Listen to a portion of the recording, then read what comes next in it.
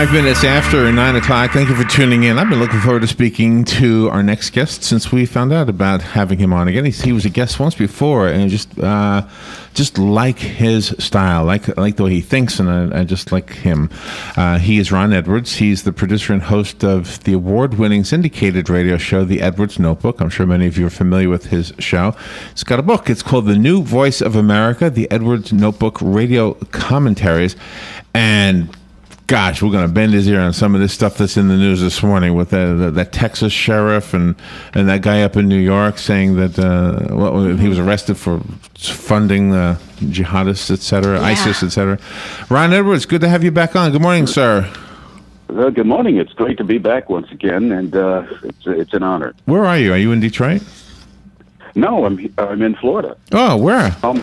Palm Coast, Florida. Oh, okay. Why did I think you were in Detroit? Is that where is Detroit home? Well, Metro Detroit. I'm here in Florida on a speaking tour. 17 dates so far, and having a great time. Is anybody asking you to run for office? Yes, many times. I bet. Literally, yes. and any gosh, it's probably a dumb question, but and have you ever thought about doing that? I thought about it for about 10 seconds each time I was asked, but I'm just not tempted to because I don't know. I'm very impatient, and I like to get things done that are right for the American people. And I would be in there trying to shrink the size of government, and lower taxes, just do the right things. I know. Get it done. Do you?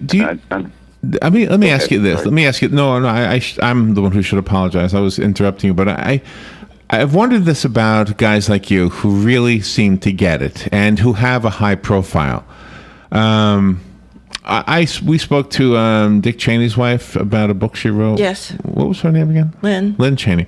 Lynn Cheney. Yeah. Yeah, and I was goofing with her. I said, I bet the kids were afraid to come to your house on Halloween because Dick Cheney's a scary looking guy.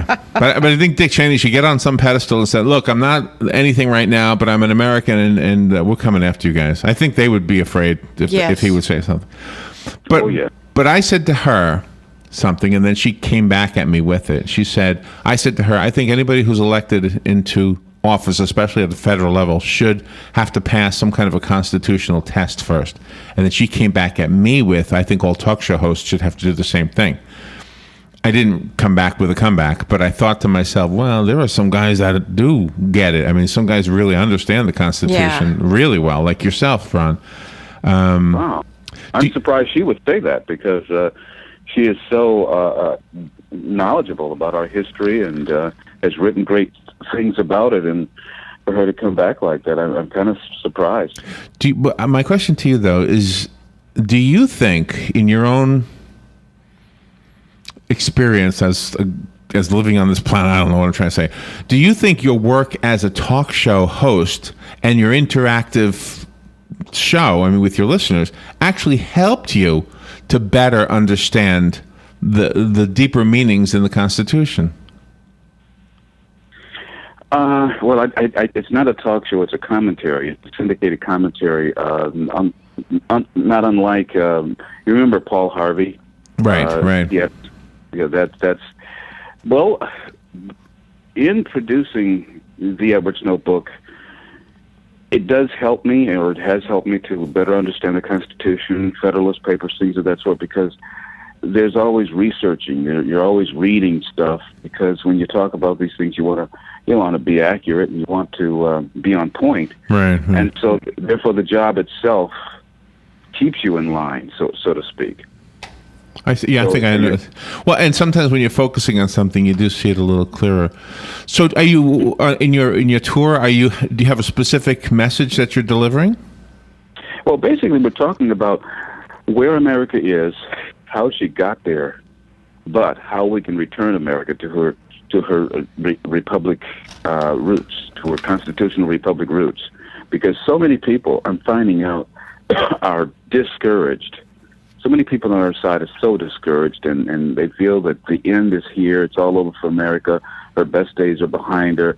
Yeah. And I'm just here to remind folks, not so fast. The other side seems to have the advantage right now, And the only reason they do is because the majority who love this country, who appreciate her blessings and all of that comes with it, we're just not doing anything right now. Once the sleeping giant awakens and gets active again, the other side can forget it. And I'm here to encourage folks and to reignite them with their American heritage. With the all of the things that are starting to go on in the world today, Larry had in his news two things this morning that were brought up by the American people, brought up by the New York Times, brought up by the governor of Texas, and the federal government had nothing to do with bringing this to light to the American people. I really believe that the American people are just tired of waiting for the federal government, and they're taking everything in their own hands now to defend our country.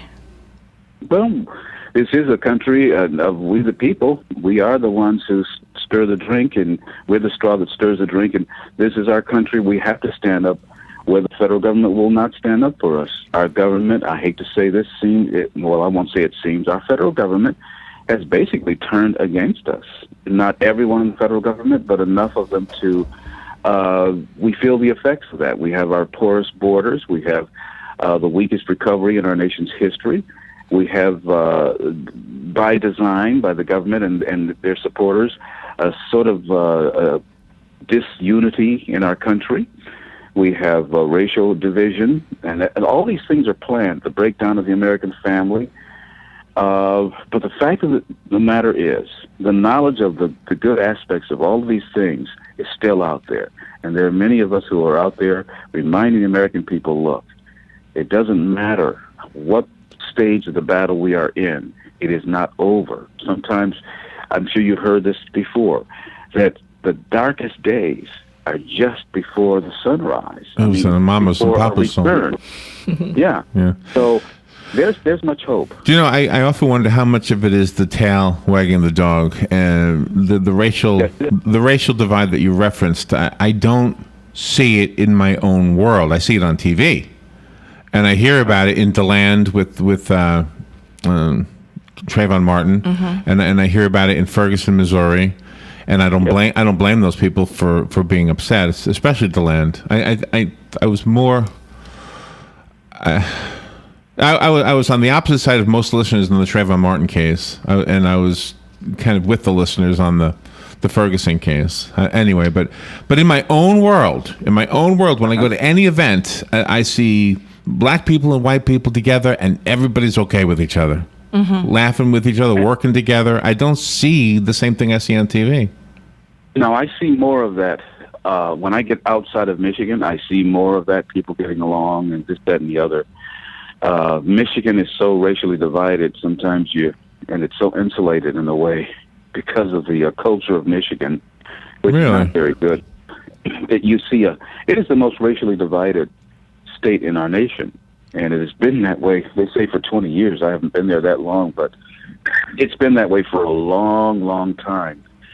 But isn't it strange? I mean, I know this is kind of a trivial thing, but if there was anything that brought the races together, aside from Martin Luther King Jr. and real leaders like that, it was the music and the sports and maybe the arts in general, maybe movies. And Motown, right there in Detroit. Gosh, how many of us white kids fell in love with black artists and didn't even know they were black artists? Yeah. I mean, back in my day, Ron, when all you got was a record, you couldn't see who was on the record. You felt, this is great music, Well, I saw, it's funny you mentioned that. I saw, speaking of Motown, the greatest, I guess, push in that direction was when the Jackson 5 came out. Now, that was the first time I saw a black group, a male black group, loved around the world. And I read in a book, it was written by a Canadian and a British gentleman, that was loved almost equally to the level of the Beatles. Maybe not so much in America, because black men are not supposed to be seen as wonderful, cute little whatever idols, but around the world, they were seen just like the Beatles. Oh my goodness. And people loved them and mobbed them, and I saw pictures of that in old films, and they were the group that knocked the Beatles out of the #1 spot in the Billboard Top 100 and kept them out. And when they were the first group in history to, when their first 4 hits were all number one, and I mean, they sold over 200 million records, like the Rolling Stones. I mean, they had record sales that were equivalent to the Super. Oh yeah, yeah, but what you described as, I don't know what the whole country was feeling, but I can tell you, having been a kid in New York, that's what New York was feeling. New York embraced everything. I mean, we had Harlem right there, and I remember not being allowed to go to Harlem. Don't go up there. That's where the best music was happening. Yeah. When you would read in the Village Voice or something like that. Oh, guess who's playing in Harlem? It's Aretha Franklin. Really? Can I go? No. You're not going to the Apollo. It's funny. Yeah. But it's funny though, with the Jackson 5, I got to see some of their concerts, and at every one, in more than one city. In fact, in New York City, in Cleveland, and I think it was Chicago, the Mill Run Theater there. For them, the audiences were majority white. I never saw a majority black audience. Isn't that something? With Jackson 5. I want to make sure we get back on track, because I love talking about music, but obviously but the point that all this makes is that it's weird that Michigan is so divided racially, when that's really the state that kind of brought us together. If you think about it. It's crazy. It's very mean. It's a very mean place. Really? And even when I'm driving, it's just a very vicious, in your face. Isn't that strange? Is it strange for you? I mean, coming to the South, that supposedly was going to be a bad place for black people to come, and it's not that way at all. Maybe it was not since I've been here. Not now. No. I mean, I was in Georgia a few weeks ago, and I saw folks just getting along. And I was in a little place called I can't even think of the name. It's a very small Fitzgerald, Georgia, and it's an old historic town. And the government was about 50%, each white and black, and they all got along. The town is well run, and it's a beautiful place. In fact, I used to live in New York, and I visited Harlem. By the time I visited New York, Harlem was sort of like a tourist attraction. I mean, they fixed up 125th Street, and you saw the major market stores there. A lot of the brownstones, people are moving in. It's very nice in some areas of Harlem. Ron Edwards is our guest, and we will take a little break, and we'll be right back with Ron. We weren't sure if the book is an audiobook or a book. The book I'm working on actually is called Rebuilding the 7 Pillars of Society. Oh, okay. That's coming out later this year, but what I am circulating now are CDs. These are historic CDs of commentaries, a compilation of commentaries that have been on the air maybe 15, 20 years ago, along with some very new ones. And all of them are still relevant, even the oldest ones on there. I'm dealing with 3 main topics that categorize morality, politics and issues, and economics. Wow. So let's find out more about that, because I want to be fair to the main reason you're really on the air with us today, and let the audience know about that. But let's take a little break, and we'll be right back. Ron Edwards after this. Okay. The weather is brought to you by myfwc.com. Safe boating is no accident. For today, mostly cloudy with a couple of showers and heavier thunderstorms in the area, high 84 to 88. Mostly cloudy tonight with a shower and thunderstorm around, mainly early, low 69 to 73. A blend of sun and clouds tomorrow with an afternoon thunderstorm in spots, high 86 to 90. And for Friday, a bit cooler with clouds, some sun, and a shower or thunderstorm in the afternoon, high 81 to 85. From the Florida Weather Center, I'm meteorologist Joe Lundberg.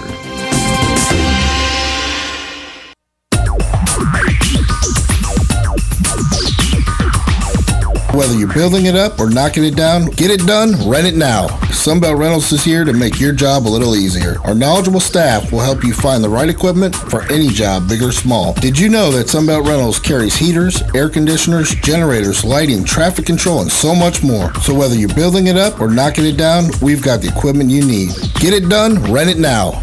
And right now, for a limited time, you can have it for less. Just by mentioning this ad, if you rent it Friday afternoon, you can keep it the whole weekend and only pay for one day. But this is a limited time offer, so stop into Sunbelt Rentals today, Northwest 27th, just a quarter mile east of I-75. For more information, just give us a call, 352-369-9101. 352-369-9101. Sunbelt Rentals. Get it done, rent it now. 352-369-9101. Here's what you may have missed on the John Tesh Radio Show.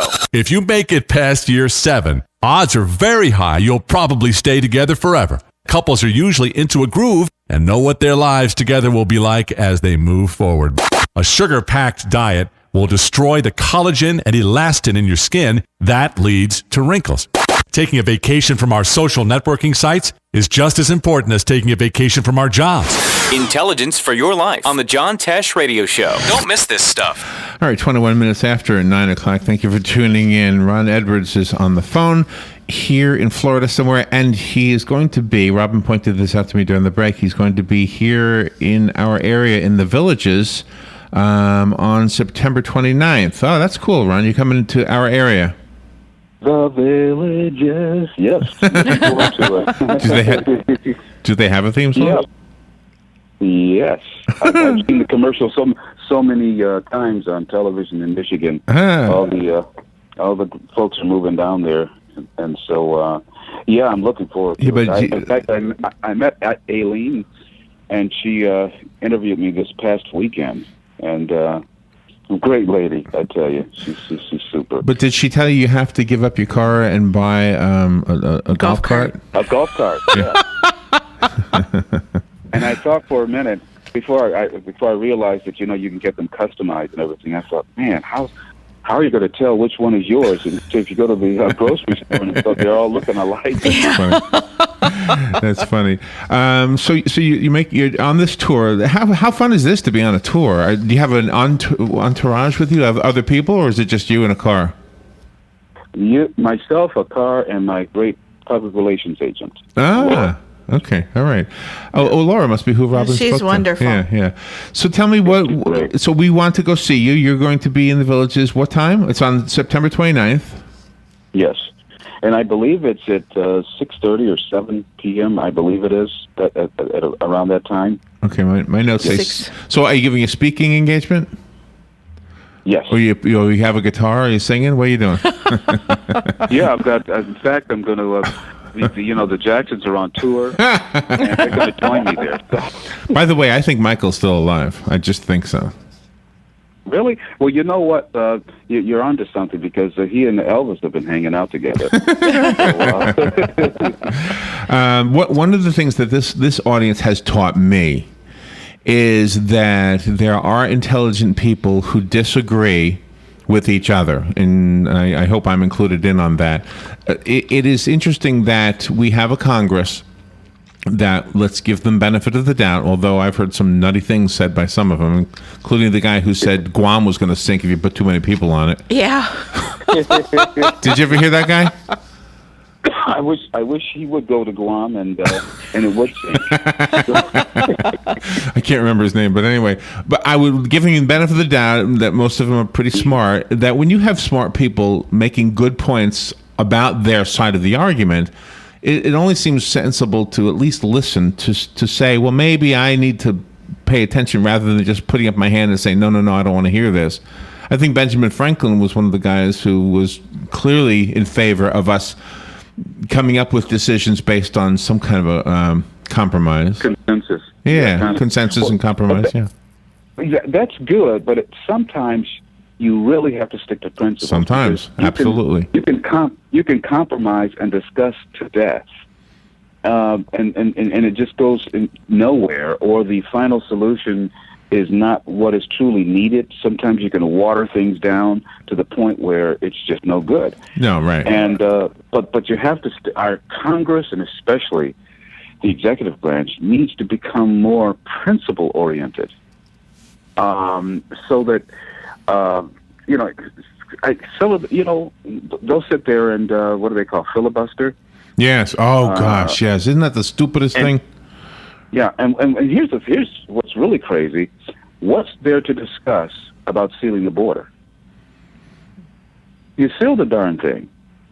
Then let's talk about the illegal lawbreakers that are already here.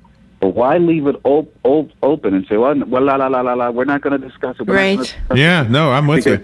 I can't argue that one. Yeah, no, that's and in fact, it is one of those that even those who disagree with a lot of what we may say agree with that. I don't think anybody disagrees with that. And isn't that strange that we have a Congress that represents these people, and yet these people want it closed up, as you say? Yeah.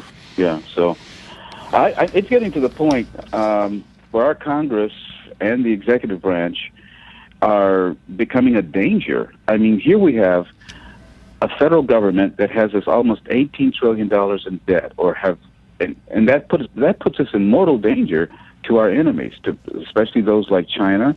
And because of that, well, to help pay off the debt, here you can get bargain basement prices on hundreds of thousands of acres out in the Great West. And those are over lands that are chock full of minerals and oil. And so this is what our federal government is doing to us.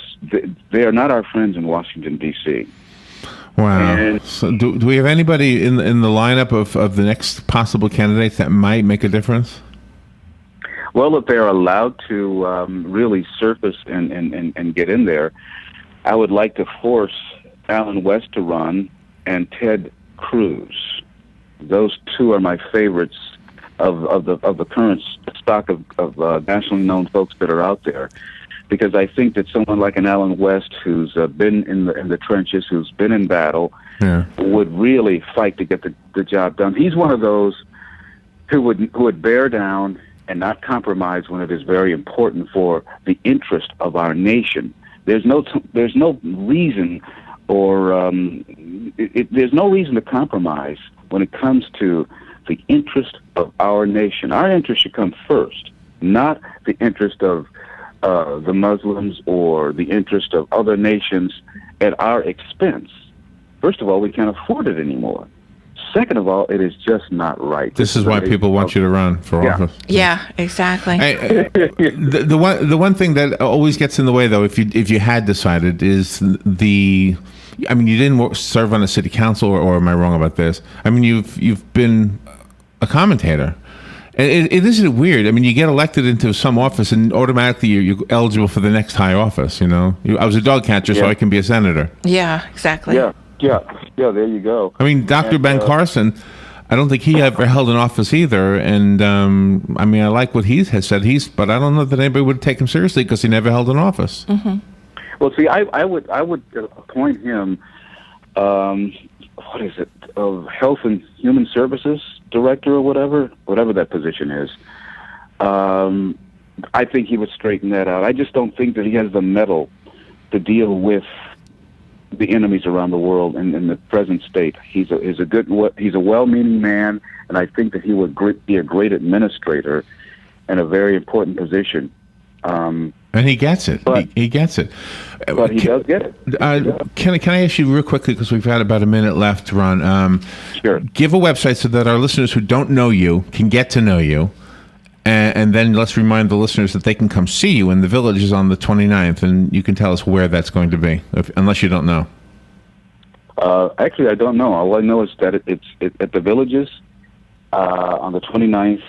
I believe the meeting starts at 6 p.m. So I understand it's a pretty large place. So I guess you have to start out at 3 p.m. searching around. But it'll be on your website. The information will be on your website. Yeah. I think it's going to be on the website, and also my website is theronedwards.com. That's theronedwards.com. And you can catch archives of the Edwards Notebook, which is aired on 21 stations throughout the country, and we're having a great time here in the beautiful state of Florida, too. Well, thank you for being on the air with us. If you're ever in the area, we'd love to have you in the studio to do this again.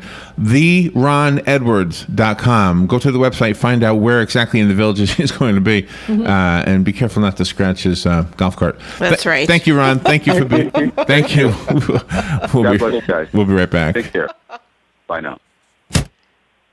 Fox News Radio, I'm Lillian Wu. The Islamic State militant group leveling a warning at the U.S. Site intelligence that monitors jihadist movements online says the Al Hayat Media Center, that's the media wing of ISIS, has released a 52-second production called Flames of War. It shows militants blowing up tanks, wounded U.S. soldiers and others about to be killed, warning President Obama that fighters are waiting in Iraq if U.S. troops go in. Fox Radio's Emily Wither.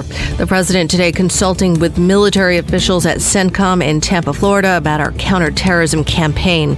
And NASCAR fans reacting to the news that the Tony Stewart crash case is going to a grand jury. He killed a person, so I think it's just right that they follow through and make sure they're looking at every possible scenario. Stewart involved in the dirt track crash in August that killed driver Kevin Ward Jr.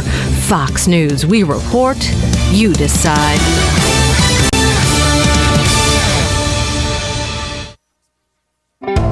At the Home Depot, buy one or more pallets of GAF